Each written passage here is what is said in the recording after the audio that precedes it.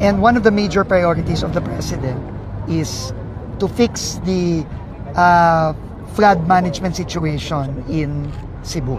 Because we already saw yung effects talaga, no, nung nangyari sa Tino. And the President said we cannot allow that to happen again.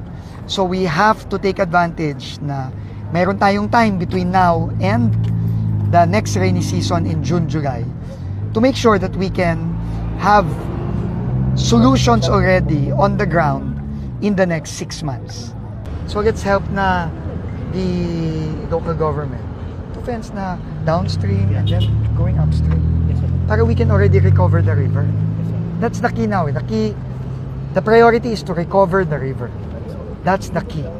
Because if we can widen the river and intervene and have more capacity. What we did is yung mga orange, hindi na namin pinabalik. Yeah. Itong orange sa middle, zeros, parang nag-wall na kami. Yeah. Okay. So, parang ganito na siya. Hopefully we can do something like this. I asked So help from the city. ano na yan, hindi na tayo magpapabalik dyan.